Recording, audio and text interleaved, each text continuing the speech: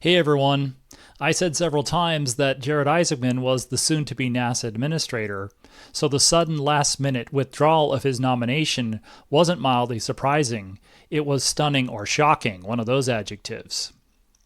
It's a big deal in some ways and harder to tell how big a deal in others, but let's take an early look at where this leaves things. The stunning news came right on the heels of the White House's full fiscal year 2026 budget request, which was a big newsmaker late on Friday, May 30th, and will continue to make news in June. But less than 24 hours later, Laura Loomer posted on social media midday Saturday, May 31st, that Isaacman's nomination could be pulled. The first story was published a few hours later by Semaphore, saying that the nomination was expected to be pulled. That was followed by more widespread confirmation in the media, then by the White House, and then President Trump posted on social media late in the day. So the nomination process starts over, but the budget process does not. Fiscal year 2026 starts in 4 months, and Congress has to start drafting appropriations bills. The president's budget request casts a long shadow over even this nomination and this nomination news. It is still as consequential as the management team at the top, because these are federal laws that they will have to follow. I was still finishing up a video that takes an initial look at what's in the budget request when news broke of the nomination being pulled. If you haven't seen that video, there's a link to it in the upper right. Now that the White House has to make a new nomination, Janet Petro would remain the acting NASA administrator, assuming she continues. I outlined the budget process in another recent video. The two appropriations subcommittees in the House of Representatives and the Senate will draft and mark up an appropriations bill for the division that NASA is in.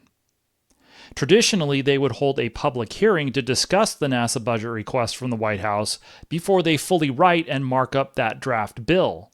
And we were expecting Mr. Isaacman to testify on behalf of the administration's budget in 2 separate hearings.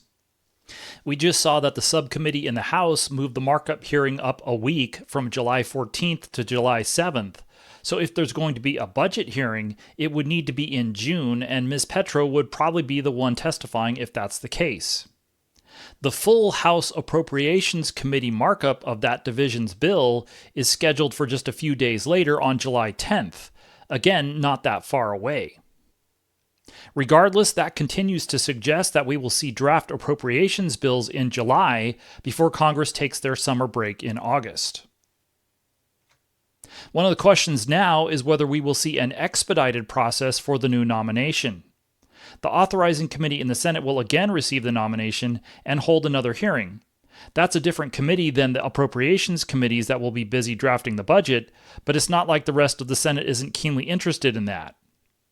So we'll be watching to see how long it takes not only for the White House to formally submit a new nomination, but how long it takes for the Senate to meet with that nominee privately, then hold a hearing, and so on. Mr. Isaacman was named before President Trump retook office, but there was a long period in between his formal nomination in January until his nomination hearing, which wasn't until early April. It's more likely we'll see budget bills in July than another nomination hearing, unless the process is fast-tracked. We will see. If we take an initial look at the impacts of this change to NASA, it's hard to say this is good or bad for any of the groups in this latest age of tribalism. We'll have to see if and when there is more clarity about what this means. One of the obvious points is that NASA itself is subdivided into different groups. It would seem that with the new nomination process restarting from the beginning, more time is going by and Congress has more leverage in this year's round of setting NASA's budget and policy. Even in his nomination hearing, Isaacman testified he wasn't directly involved in the budget process. It was Musk who was working with people like OMB head Russell Vought inside the administration while running DOGE. Mr. Isaacman was only going to be involved in the budget process if he was confirmed in time, but that budget process wasn't going to wait anyway. So there's not much evidence that this helps or hurts the budget request. And it's worth noting that the White House only withdrew Mr. Isaacman's nomination. They did not withdraw their budget. During his Senate hearing process, Mr. Isaacman didn't appear to persuade senators as much as making a key concession or two. It's not clear how much of the budget request reflects those concessions, if any. Bigger picture, in Trump's first term, with Jim Bridenstine as administrator for the last 3 years of that term, Trump was less engaged with NASA than this time since the election.